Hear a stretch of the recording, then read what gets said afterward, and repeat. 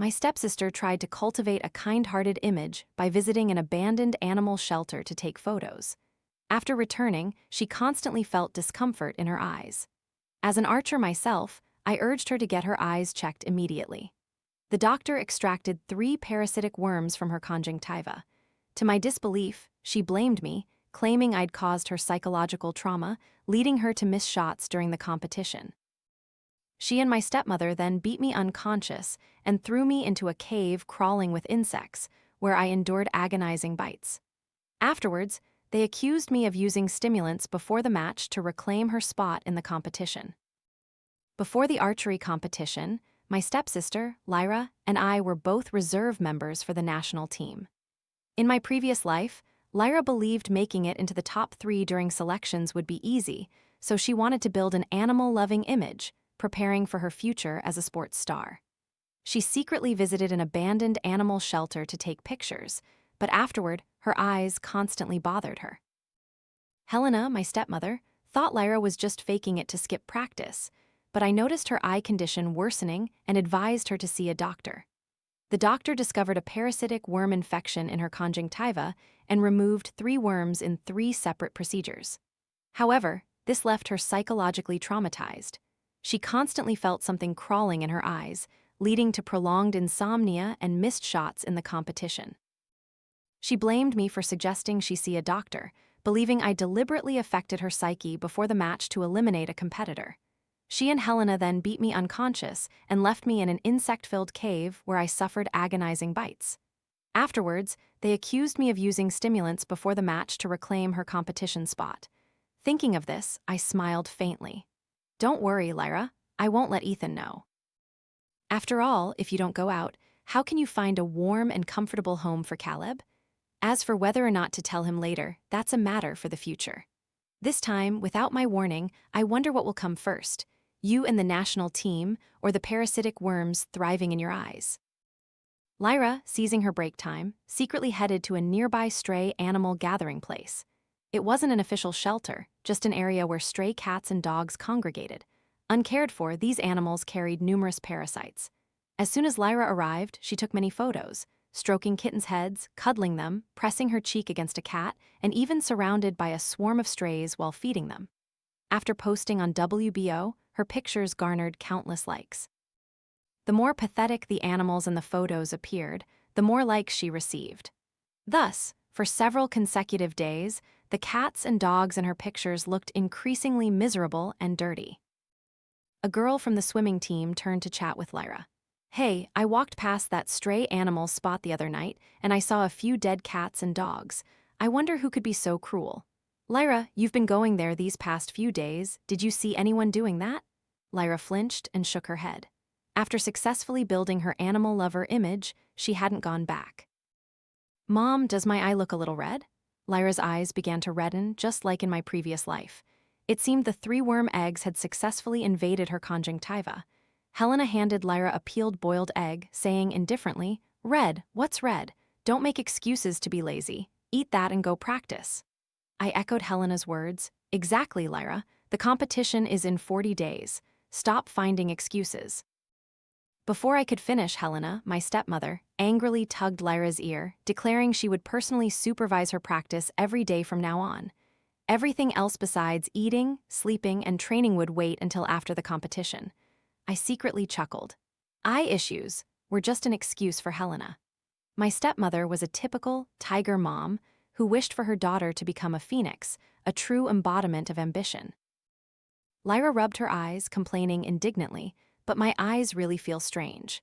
Helena pulled a large bag of steam eye masks from a drawer and handed them to Lyra. "You wretched girl, you've been on your phone too much. The competition is coming, and you're still playing around, not taking care of your eyes. How can you aim straight if your eyes aren't good? I was the top-ranked student during the previous training camp, you know," Lyra said arrogantly, looking at me with disdain.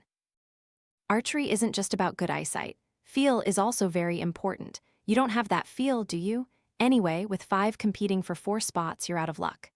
Helena merely gave a perfunctory scolding for Lyra's rudeness, but her eyes gleamed with triumph. Why wasn't I doing well? Partially because of Helena.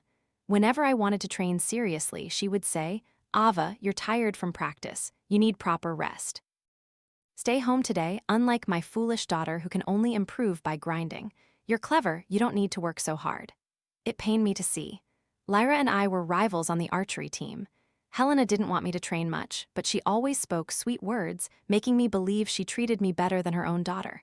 She never scolded me, always worried I was working too hard. If I stayed up late studying, she'd advise me to sleep early. If I didn't do my homework and got scolded by teachers, she'd help me find answers to copy. Only later did I understand the meaning of killing with kindness, a perfect description for someone with a Buddha's mouth and a snake's heart like her.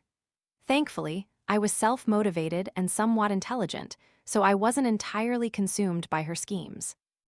Helena stuffed the entire bag of steam eye masks into Lyra's backpack, instructing her as she did so. Take these to training, and remember to use them 3 times a day: morning, noon, and night. Heh, use plenty of them, okay? The warmth from these eye masks is the ideal condition for the worm eggs in your eyes to develop faster. It looks like the larvae will hatch soon. Fearing Lyra wouldn't practice diligently, Helena brought her full meals to the training facility every day, including eye-nourishing soup. Of course, there was nothing for me, but to outsiders she would say, "My Ava is a picky eater. She doesn't like my cooking." Why didn't I eat her food? Because she deliberately put cilantro in every dish, despite me clearly stating I absolutely detested cilantro and couldn't swallow it. Yet she would always accidentally forget, then feign remorse, looking at me as if I were the one at fault. Gradually, I stopped daring to eat her cooking. She then used the excuse of being poor, only giving me 500 currency unit for food each month, telling me to buy meals outside. Meanwhile, my mother still transferred her 20 million currency unit for monthly living expenses. After several consecutive days of eye nourishment, combined with the optimal eye temperature, the worm eggs had matured, surely on the verge of hatching. Indeed, one lunchtime when Helena brought Lyra's meal, Lyra began to cry uncontrollably. "What are you crying about?" Helena snapped. "I don't know either," Lyra whimpered. Thinking of the recent strangeness in her right eye, Lyra felt a pang of fear. "Mom, maybe we should go to the doctor today?" "See a doctor for what?" "Tomorrow is the last mock exam before the competition. Prepare well. Once you make it into the national team, I'll take you for a full health checkup." Fortunately, only a few tears fell. Hearing Helena's disapproval, Lyra reluctantly gave up. It seemed the larvae had burrowed into her tear ducts. Their sharp, serrated edges were likely scraping and irritating the soft tissue. Time flew by, and finally, the day of the mock competition arrived. My mother quietly hid in the crowd, giving me a reassuring smile. Thankfully, she was safe this time. In my previous life, before the selections, Helena fabricated a story about her bank card having issues, telling my mother to transfer my living expenses to another account. Afterwards, she publicly accused me of using illegal stimulants for the competition. The account my mother transferred money to turned out to be the doctors who performed the health checks, leading to her being suspected of bribing the doctor to let me pass. This resulted in my mother being convicted, while I was isolated, beaten unconscious, and thrown into an insect-infested cave. This time, I eagerly anticipated what kind of spectacular expression Helena would display when her last shred of hope was shattered. "Anyway, your Ava won't make it onto the national team. Our Lyra has already secured a spot, you see." Helena sat beside my mother, clutching a designer bag, and said dismissively, "Unless she steps in dog poop for good luck, or someone else has an off day, frankly, poor performance is just a sign of weak ability. And Lyra is certainly not like that. Her talent puts my mind at ease the most." Helena paused, her expression suggesting she was bestowing a favor. "My dear, Ava is getting older, and her potential for development is limited. Don't waste money on extra lessons for her anymore. Once Lyra makes it to the national team, perhaps we can get Ava a job in logistics." Her words infuriated my mother to the point of speechlessness. Helena had achieved her goal. Only later did I learn that she was intensely jealous of my birth mother. Helena, who was beautiful, had a respectable job, remarried a good man, and easily acquired everything Helena yearned for.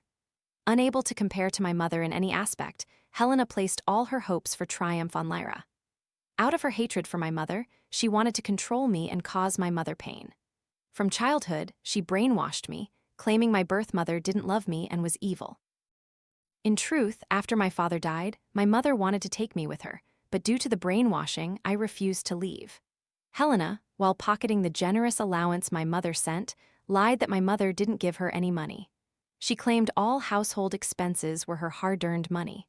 I felt grateful to my stepmother, so even though my stepsister always treated me badly, I still wished her well in everything. Helena's goal had indeed been achieved. Thanks to her guidance, I was so obedient that I pushed away those who loved me and even dragged my mother into disaster. But this time, Lyra wouldn't be so lucky. The larvae had already invaded her tear ducts. I wondered if she could still see clearly out of her right eye. Lyra was the fourth contestant. She drew her bow, aiming, but as her eye met the light, she couldn't open it fully. Several arrows flew wide of the mark, and she ended up provisionally ranking third.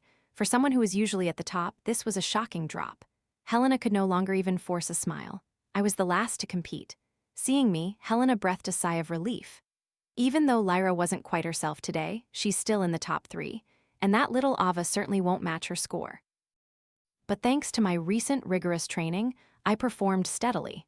In fact, my last 3 arrows were exceptionally precise, securing my place directly into the top 3. Helena and Lyra's faces instantly darkened. Lyra forced a smile, standing before me. "This time, my sister let you have it. We're sisters, after all. Lyra didn't want to see you constantly disappointed." Seeing my lack of reaction, my mother couldn't hold back. She deliberately emphasized, "Oh dear, I wonder who was just bragging that their daughter was the most talented, definitely a national team prospect." At this, Helena seemed to collapse. Unable to stay any longer, she dragged Lyra away. After they left, my mother looked at me with radiant eyes, though her underlying worry was evident. I blamed her for once being so kind to my stepmother. In the past, I had even argued with her over it.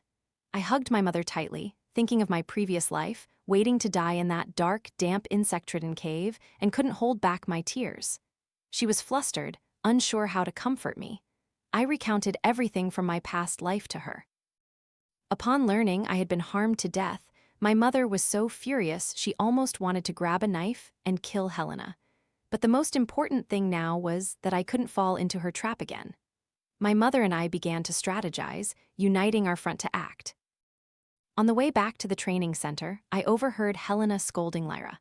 Before, besides being strict, she rarely criticized her daughter, but she valued a spot on the national team above all else, believing it was the only way to prove her worth. "I spent a fortune hiring a famous coach for you, and this is the performance you give me?" Lyra stammered in reply. "It was too sunny then, and I don't know why I couldn't open my eyes." Helena paced back and forth, annoyed, dismissing it as a mere excuse, convinced Lyra hadn't tried hard enough. She pressed down hard on Lyra's shoulder, her eyes wild with a hint of madness. "Before the competition, not a single minute, not a single second can be wasted. You must secure that spot on the national team this time. Do you understand?" Lyra nodded fearfully. Seeing her daughter's obedience, Helena stroked her head, then ordered her to extend her training time to 16 hours a day. It was truly insane. I wondered if, with this training regimen, Lyra would succeed first or collapse first. As the competition drew closer, Lyra grew increasingly restless. The intense training left her face pale and drained of color. Her eyes gradually reddened. Everyone thought it was due to lack of sleep, but only I knew the larvae were growing rapidly. They favored tiny crevices. The hard heads of the worms caused her cornea and capillaries in her eyes to begin bleeding. "Mom, lately I can't open my eyes every morning when I wake up. They're always stuck together with discharge." That wasn't discharge, it was clearly the waste product of the worms. Well fed, they excreted a lot. And now, Helena had bought numerous expensive eye nutrient solutions, providing all the micronutrients the worms needed. Normally, it only took 15 days for the larvae to mature and enter the reproductive stage. With this eye-nourishing regimen, the time would certainly be shortened. But before the worms could fully mature, Lyra accidentally shot Assistant Leo in the leg. Because Lyra had arbitrarily extended training hours, Assistant Leo was forced to work overtime. Perhaps due to a stiff neck and shoulders, he grumbled a few words. How long has she been practicing, and she's still getting worse? It seems the saying, "the clumsy bird flies early," doesn't suit everyone. The clumsy bird comment seemed to pierce Lyra's heart. Archery was a sport I was naturally gifted at, which was why the coach brought me in. But Helena was unwilling to accept this, insisting Lyra follow suit, so she never allowed anyone to say her daughter was inferior. Fearing the incident would affect future competitions, Helena agreed to compensate assistant Leo for medical expenses and emotional damages. However, she had been unemployed for a long time and was reluctant to spend her accumulated savings, so she turned her attention to me. Ava, our family doesn't have that kind of money right now. I wonder if anyone close to you could cover it. Who else but my birth mother? I pretended not to understand her implication, saying I had no money either. Seeing I wouldn't take the bait, she spoke plainly. Your mother has money. I wonder if she'd be willing to help us out. I smiled. Aunt Helena, you must be joking. You yourself once said my mother wouldn't even give me pocket money, so even if she had money, she wouldn't lend it to you. Helena turned her back and said nothing more. She knew that after years of receiving substantial allowance from my mother, going around claiming she received no support was akin to slapping herself in the face. After much haggling, she only compensated assistant Leo with a meager sum. She thought that was the end of it, but Leo wouldn't accept it. If it wasn't clarified who aided Helena, how could the truth be known? He steadfastly decided to sue Lyra for intentional assault. During such a critical competition phase, if she were truly sued, her dream of the national team would be shattered. Reluctantly, Helena had to compensate an additional 150,000 yuan, along with an administrative position at a university for Leo. The question was, where did that money come from? It was then that the private detective my mother hired delivered a video clip, revealing that the person conspiring with Helena was none other than my stepfather's nephew, Mason. My mother's second husband, Mr. Harrison, had no children. Seeing that I didn't seem to be progressing much in archery, he had considered bringing me into his company to help manage it. Initially, he planned to discuss it further after I achieved some competition results, but when my mother was imprisoned, he lost interest. Regardless of whether I agreed, my managing the company interfered with his nephew, Mason's, interests. He reasoned that if my stepfather loved my mother, then by simply imprisoning my mother, he would no longer have the inclination to care for me. At that point, the company would have only him as the sole heir. My mother and I watched the video, wishing we could crawl through the screen and drag him out by the collar. Just because I had the potential to obstruct his path, he dared to harm my mother, eliminating the root of the problem. No wonder, in my previous life, my mother only transferred money to the doctor's account without any other evidence. It turned out to be a traitor from within our own family. No wonder they could find the chat logs between my mother and the doctor on her phone. Mason, my stepfather's nephew, had easy access to my mother's phone. Everything was meticulously arranged. Before the match, he gave me water laced with stimulants, then used my mother's phone to transfer money, bribing the doctor. So when the doctor was investigated, he adamantly claimed my mother was the one who gave him the money.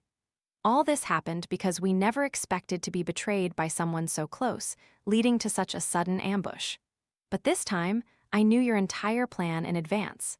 I eagerly await the moment all your schemes crumble into dust. It will surely be a sight to behold.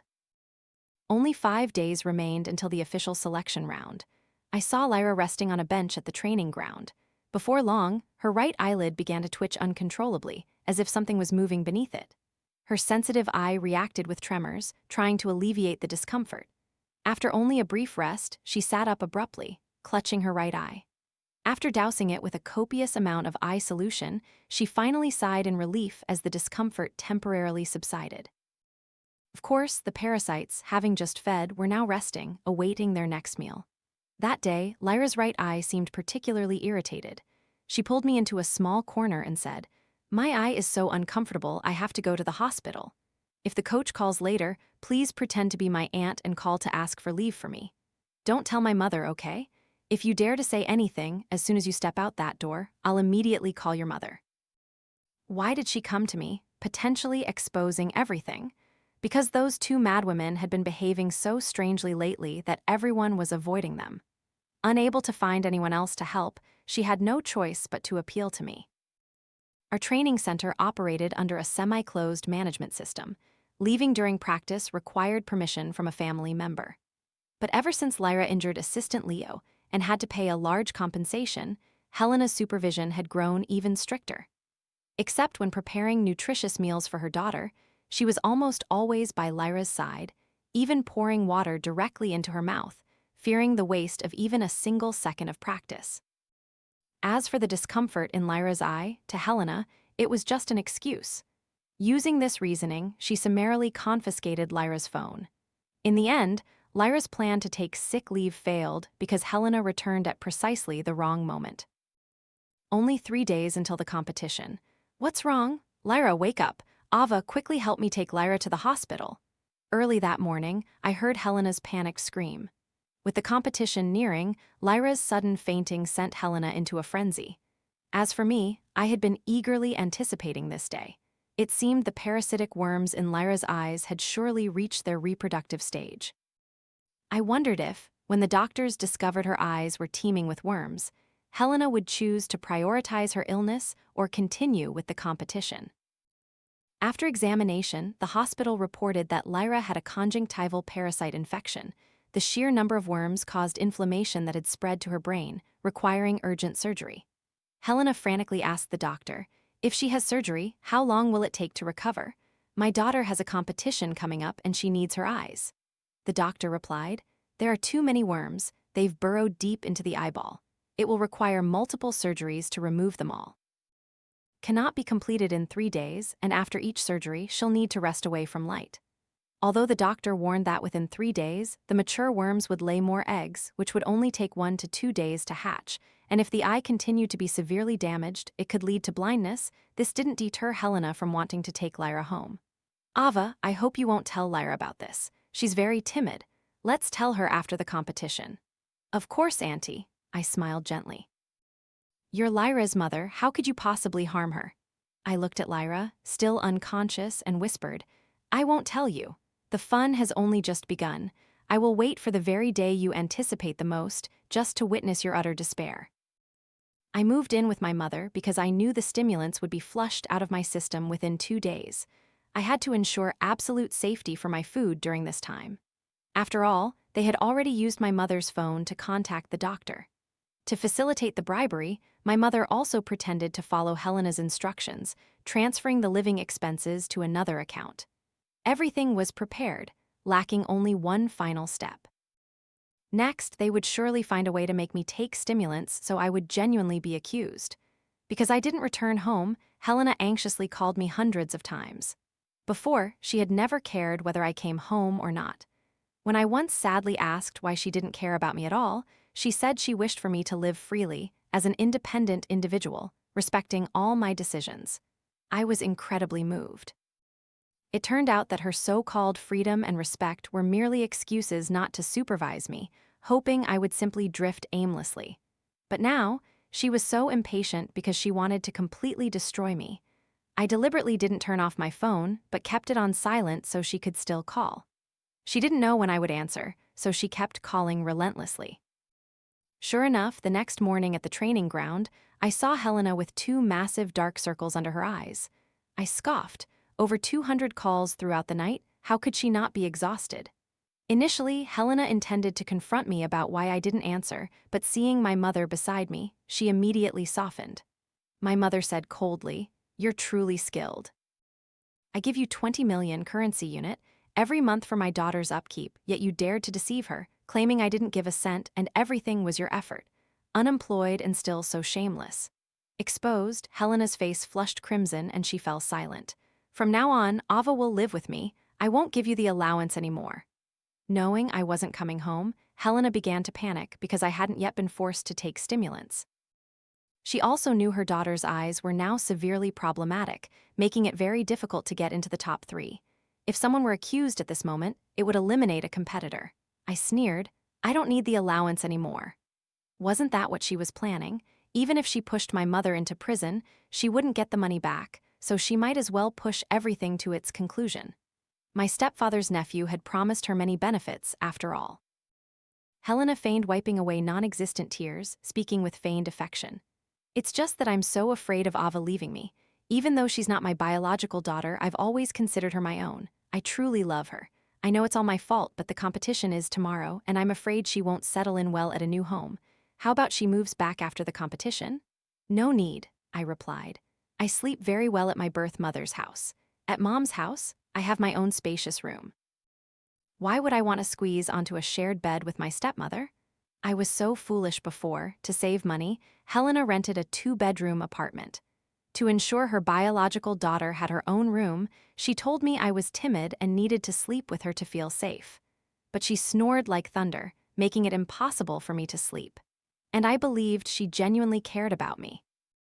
Thank you for coming, Aunt Helena, but at my birth mother's house, I don't have to squeeze onto a shared bed. I don't have to worry about accidentally eating food with cilantro, most hated ingredient, nor do I have to worry about what I can eat with 16,000 currency unit a day. My words made Helena's face turn ashen. The people at the training ground began to look at her and Lyra with disdain. Finally, they shamefully retreated. During lunchtime, Helena still wouldn't give up. She brought me a large lunchbox, which I knew instinctively was problematic. Oh, I forgot you hate cilantro. This box is specially cooked for you. No cilantro at all. Eat it without worry. I looked closely. Lots of rice, scant food, a few pieces of foul-smelling fish. Even after being laced with drugs, she was too stingy to prepare it properly. Did she think I was still that naive child who would be obedient with a little kindness? I smirked. Thank you for your kindness, Aunt Helena. You must want me to lose weight by deliberately cooking food I dislike. But I have a competition tomorrow, so I won't be losing any weight. Everyone in the cafeteria burst into laughter. I secretly brought the lunchbox over to Lyra, placing a large piece of fish directly near her mouth. I remember my sister really loves Aunt Helena's fish dishes. Eat it, don't waste it. Lyra, oblivious, unconsciously took a small bite. Helena quickly knocked over the lunchbox, frantically patting her daughter's back. Spit it out quickly. What's wrong? Was the food poisoned? Everyone in the cafeteria stared at Helena with suspicion. She gave an awkward, forced smile. No, it's not. Lyra hasn't been feeling well lately. She can't eat smelly food. Eating fish might affect her health. Haha, well then, if you don't like fish, I'll cook something else for you tonight, Auntie. I'm leaving now. With that, I pulled Lyra away from the cafeteria. During practice, Lyra kept hiccuping. I overheard someone discussing how after lunch, Helena forced her to drink 6 large bottles of water in a row, only stopping when Lyra vomited. Her face was pale, yet she continued her archery practice. But her performance this time was even worse. Her score only hovered around 5 to 8 points. Mom, last time I fainted, did the doctor really not say anything? My eye hurts so much, I keep seeing black spots. Can we go get it checked again? Lyra pressed hard on her right eye, each spasm of pain making her want to tear her eye out. Helena felt a little guilty and also a pang of heartache. Don't worry, Lyra. The doctor said the pain is just due to immense pressure. Helena glanced at me, her eyes filled with a murky intensity. Don't worry, my dear. Mom will help you secure a spot on the national team this time. I didn't want to argue with her, so I made sure to go home early to rest before the special dinner could arrive. Helena didn't call a single time this time. I knew immediately. She must be preparing an even bigger scheme for tomorrow. On the day of the official competition, all athletes had to undergo a basic health checkup at the hospital. As soon as I arrived at the hospital entrance, Helena blocked my path. Ava, I bought some bottled water. Remember to drink a lot when it's time for the urine test. All the bottles were unopened. I took them, feigning to choose one at random, only to discover that the label on that particular bottle had been peeled off and re-glued. So she was waiting for me here, was she? Well, thank you, Aunt Helena. I'll make the most of its value. Oh, right, is this bottle for Lyra? Let me bring it in for you. Helena quickly waved her hands, refusing, worried I might mix up the specially flavored bottle.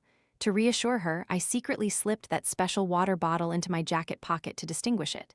This checkup didn't allow outsiders to accompany us. I said, Aunt Helena, there's no need to be so polite. Fearing my suspicion, Helena finally handed over all the remaining water bottles to me. As soon as I entered the medical examination area, I took the flavored water bottle from my jacket pocket and put it back into the bag, ensuring her own daughter would receive that special treatment. I handed Lyra the water. Don't be complacent. I wasn't well before, which is why my performance was poor. You definitely won't stand a chance in today's competition. Giving up early would save you some face. I nodded, smiling. Really? I'm looking forward to your performance too. I wonder what your expression will be like when you discover that the person who harmed you was your own mother. I arrived at the competition venue on time and drew the first slot. My performance was almost identical to the mock exam. I understood my own capabilities. I couldn't instantly become a god just because I'd been reborn.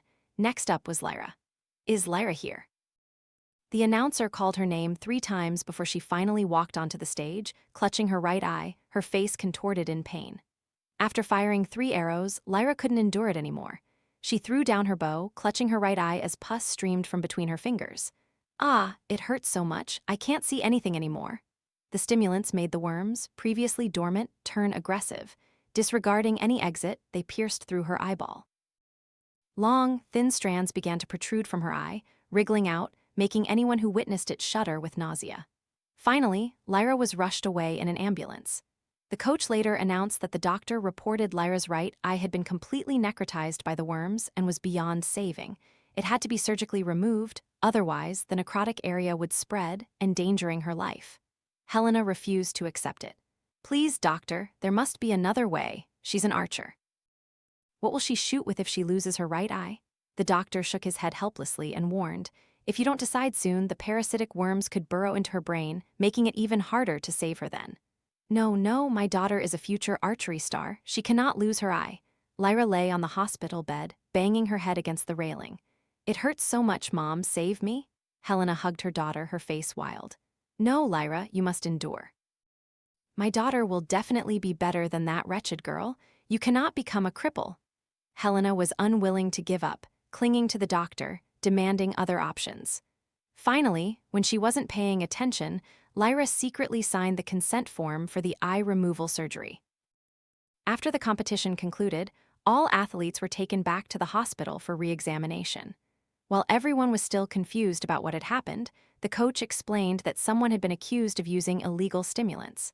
The results of the medical examination were quickly released. Apart from Lyra, no banned substances were found in anyone else. The police asked the doctor to recheck the morning blood samples, and indeed, Lyra's blood was found to be problematic. Following the trail, the police arrested the doctor who accepted the bribe. Meanwhile, my mother had promptly handed over a video clip to the police showing Helena preparing to frame me. Just as she was causing a ruckus in her daughter's operating room, Helena was taken into custody. As her only daughter was in surgery, the police invited me to represent her. My mother accompanied me. At first, Helena was silent as a stone, but upon seeing us, she instantly went mad. "You wretched women, why aren't you dead? You already have everything, what else do you want to steal from me?" "What did we steal from you? It's merely your inflated vanity taking over." Seeing that we were completely unmoved, she sneered, "I haven't lost yet. I raised your daughter like a dog for over 20 years and you still obediently gave me money? Ha ha ha ha." That attitude enraged my mother. "Oh, really? But the daughter you raised like a dog is still far more outstanding than your own daughter.